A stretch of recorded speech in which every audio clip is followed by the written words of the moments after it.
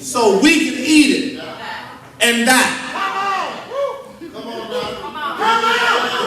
Y'all just missed that. The whole context, when we put this story in context, is not that God sent Elijah there for the woman to provide for Elijah. God sent Elijah there for Elijah to provide for the woman. Y'all, let me tell you something. Because even in the drought, because she's got to cook the bread with oil because there's no water. And she says, I'm just going to cook enough for me and my son to have one last meal because we're about to die of thirst. Now watch this. Even though we're in that position, she's in a dying place. She's in a drought. Lord, let me see if I can make it make sense. She going through COVID-19. There's a famine in the land. There's all kind of stuff going on. And I want you to understand something, ladies and gentlemen. You may not know this now, but when you go through a famine, when you go through a plague, when you go through a pandemic, folk have the ability to get real selfish. Yeah. They begin to think about me and mine, and I'm going to survive, and I got to make sure I'm straight, and I got to make sure don't nothing happen to me and my family. But watch this. God sends the man of God in her pandemic situation for her to sow into his life, because her sowing into his life literally saves her life. Y'all don't like this kind of preaching. I know this came from glory this morning. Let me say it to you like this. Some of you are in a pandemic.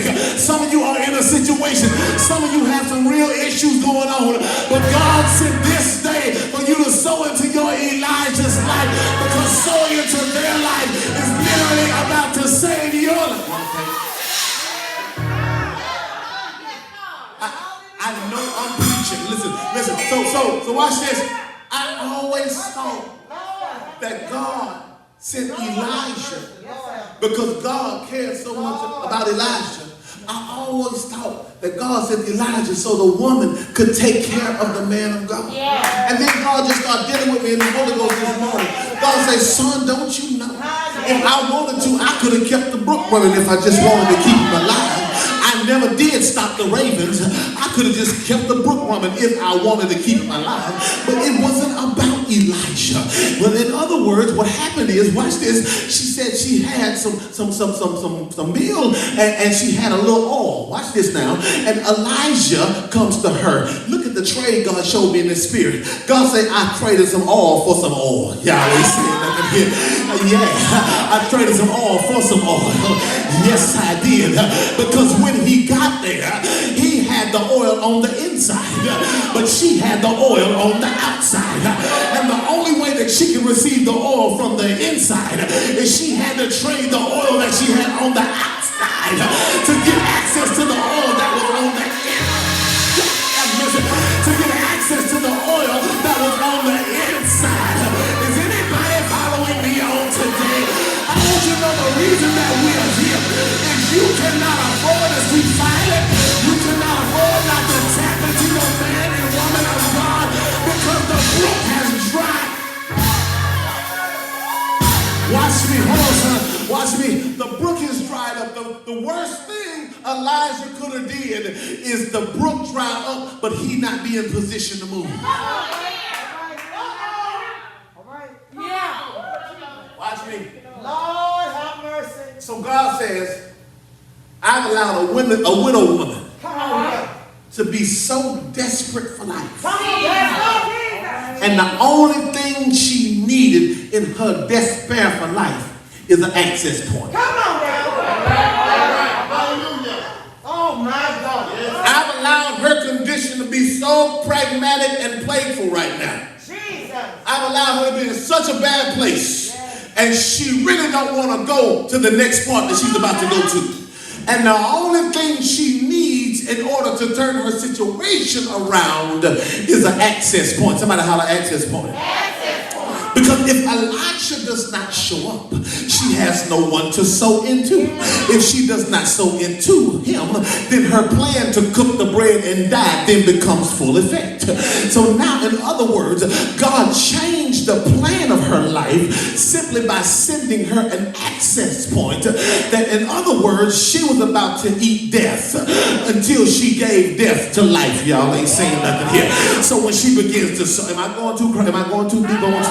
She begins, in other words, the thing that she considered her last meal, she gave her last to the man of God. Let me tell you what Elijah says. Y'all ain't really watching me. He says this. He said, bring me, look, I'm going to read the other part and I'm going to be through with y'all. He says, bring me a little water. As the Lord thy God lives, I have nothing baked. Only a handful of flour in a jar and a little oil in a jug. All for all. And now I'm gathering a couple of sticks that I may go and prepare for myself and my son, that we may eat it and die. Watch what Elijah said. Elijah said to her, don't fear. Go and do as you said. Come on now. But first, make me a cake of it and bring it to me. Come on, Jesus. And afterward, make something for yourself. Watch this. I got to go further with this because I got to go, but I can't do this test any injustice if I don't prove my point. In other words, Elijah says, don't even equivalate what you plan to do with yourself. A lot of times, y'all, I came here on mission this morning. A lot of times we want to bless the pastor among with our stuff. Come on. Thank you. Come on. Jesus, help us. Come on. They ain't going to invite me back. Y'all better. Come on. A lot of times we want to bless our men and women of God in our financial portfolio. Come on. Let me read this to you again. Elijah said, make me something first. In other words, your whole intent for cooking is not to feed us, but your whole intent for cooking is to feed me. And after you fed me, then go back. Y'all ain't really saying nothing in here. After you fed me, then go back and make something for yourself. Watch the prophetic part of that. Basically what he's saying is, because when you feed me, you automatically just brought increase back to your own. Here it is right here. It said, and as the Lord, here it is. And Elijah said to her, do not fear. Go and do as you have said, but first make me a little cake and bring it to me. And afterward make something for yourself and your son. For thus saith the Lord, the Lord God of Israel, the jar of flour shall not be spilled, and the jug of oil shall not be empty, until the day that the Lord sends rain upon the earth. Watch what I'm saying here.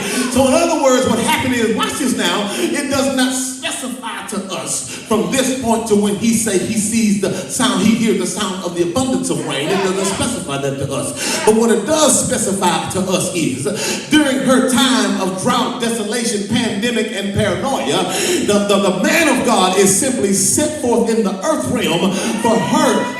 Let me make this disclaimer because I might be going too fast. This is only for supernatural people. If you don't walk in the supernatural, I promise you, you ain't going to get this. But for those that walk in the supernatural, I want you to understand something, because this is all supernatural here. She didn't have but a little bit. He says, give me the little bit and then go back, because when you give it to me first, oh God, and I am your first intent.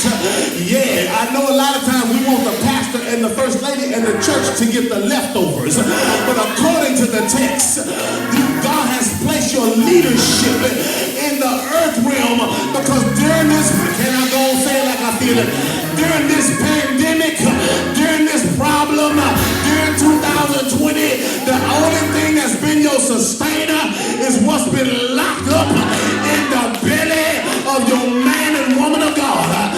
Now I need somebody to go tell God, thank you that they endured. Thank you that while everybody else was panicking, thank you that while everybody else was tripping, they stayed focused.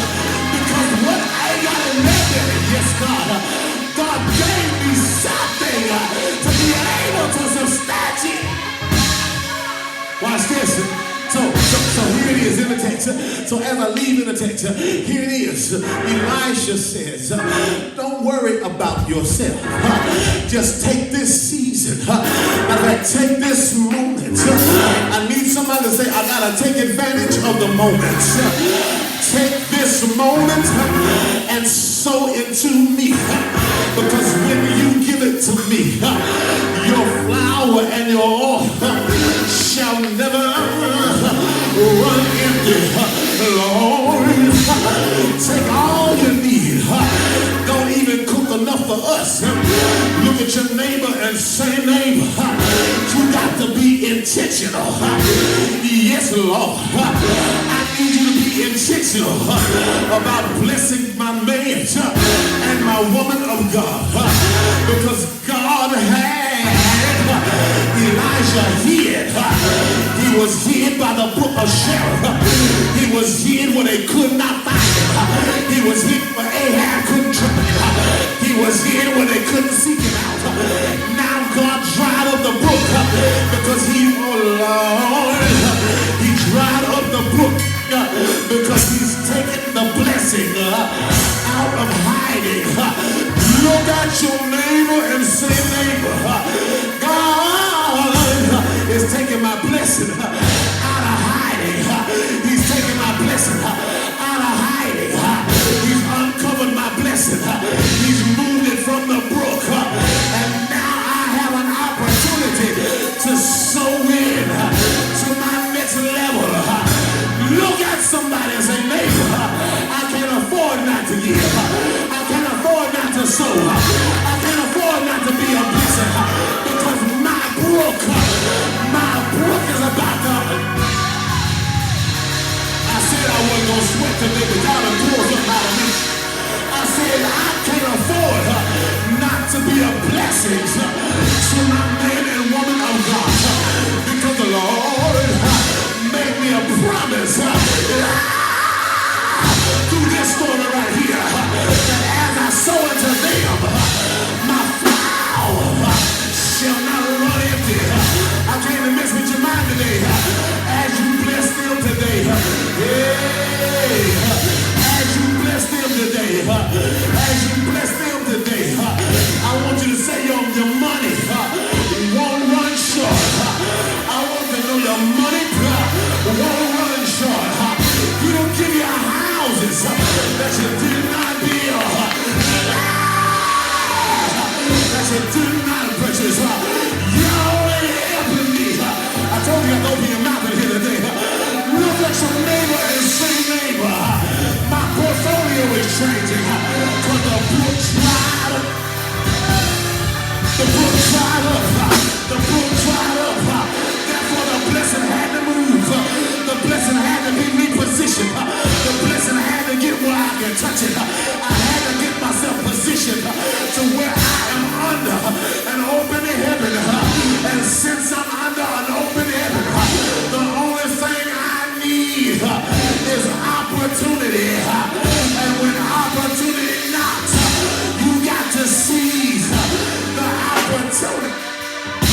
Y'all ain't catching it here. I need somebody to thank God for your leaders. Thank God for your leaders. Thank God that they were there. Thank God that they stood. Thank God that God heard them. Watch this now. Since God heard them, since God blessed them, since God brought them out of hiding, now is the time to take the opportunity to pour into them because it's not for them. Look at your neighbor and say, it's actually for you. It's actually for you. Why don't you have an overwhelming bank account right now? Because you missed Elijah. Why don't you have a coffee every day of the week? Because you missed Elijah. Why don't you have the house you want? Because you missed Elijah. Well, I need to do the high five three people and tell them I won't miss Elijah this time. I won't miss it.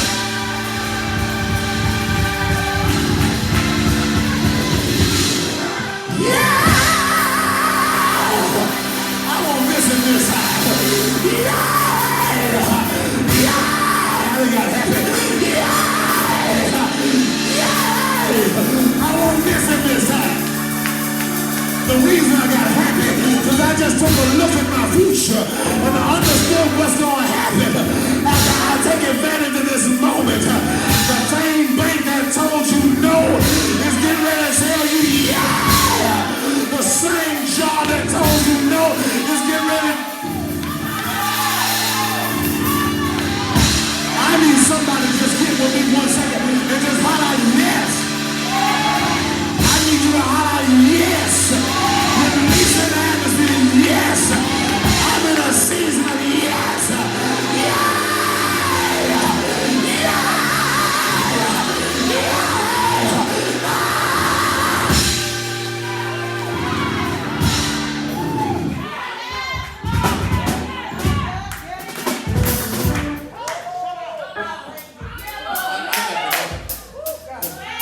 Y'all make me miss curfew. Listen. In my season of yes. I want you to understand finally why I know what I'm talking about. Come on. God could have just kept on blessing them regardless of what you doing now. Come on.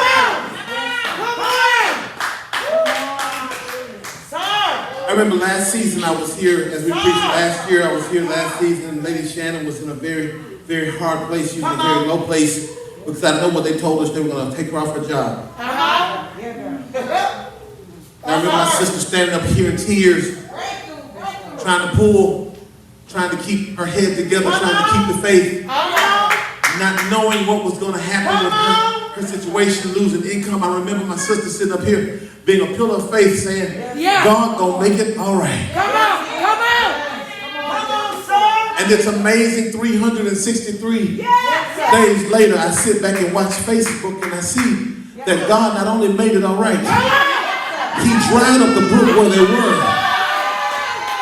and moved them to another place over in Zarephath. Now see, I ain't no mathematician, but I've been around banking and construction long enough that the first thing they want to know is where's your work history? Y'all ain't really saying nothing here.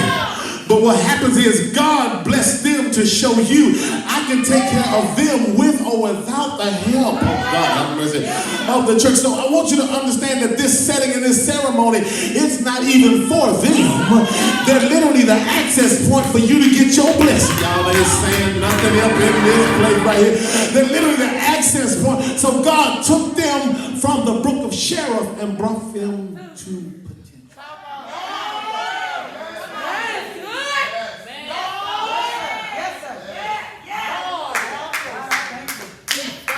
the hard question is this. Jesus. It's the hard question. Jesus. Am I going to take care of me and mine? Come on. Right, that's the question.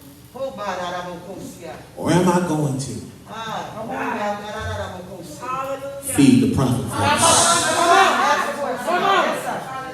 What is a hard question to ask right now when I already had my lips tuned up to something I wanted to do for myself? But I messed around and came to church today to be faced with a life-changing question. Because when I make the right answer for this question, the money I thought I was losing, I was actually gaining. Y'all ain't really catching that right now. The money I thought I was losing, I was actually gaining because God placed Elijah here, somebody say, for potential. So this is your moment. This is actually your moment. I really like the way Elijah disqualifies the situation.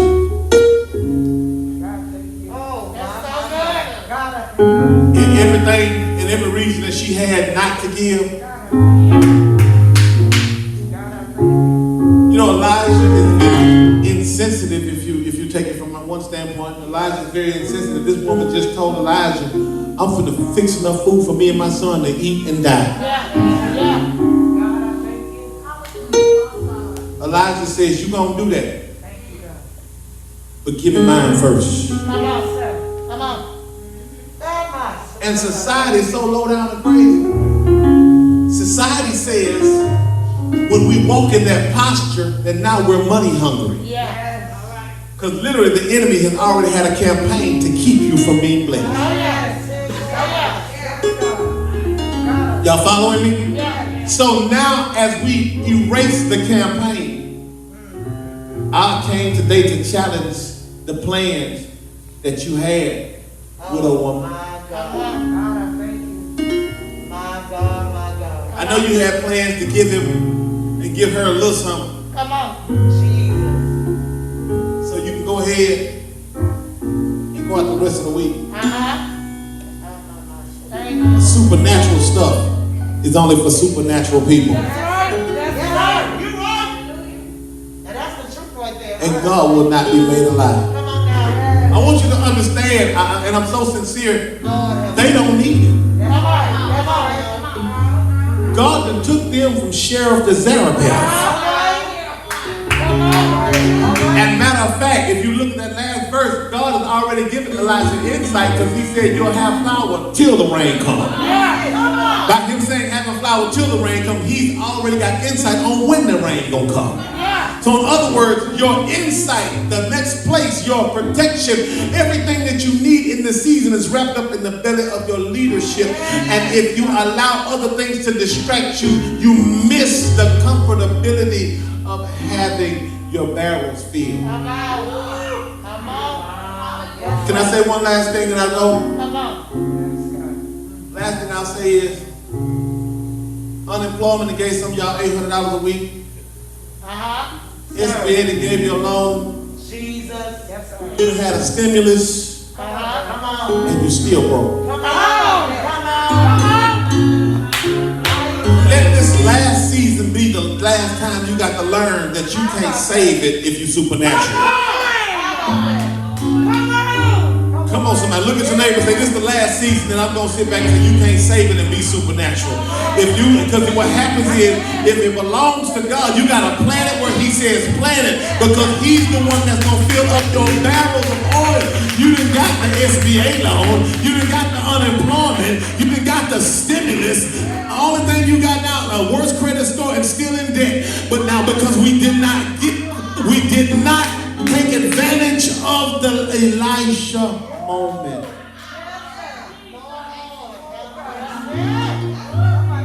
This is your Elisha moment. See, we want the corporate blessing. I need some of y'all to understand. Look at your neighbor and say, this is the Elisha moment. I'm challenging you today. When they come to receive this offering, I'm planting a seed that you can't get out. I speak right now that the Holy Spirit trouble your spirit because he wants so much from you right now. I speak right now that the Holy Spirit begin to trouble your spirit when you begin to operate in mediocrity concerning your giving. Because when you prepare for them first, you prepare for them first. Elijah says prepare for them first, then consider yourself. Let me prophesy before I leave. According to the word, I prophesy this. For those of you that's going to walk in the supernatural, when you give to them first, when you get home, you're not going to be missing what you thought you lost when you gave it.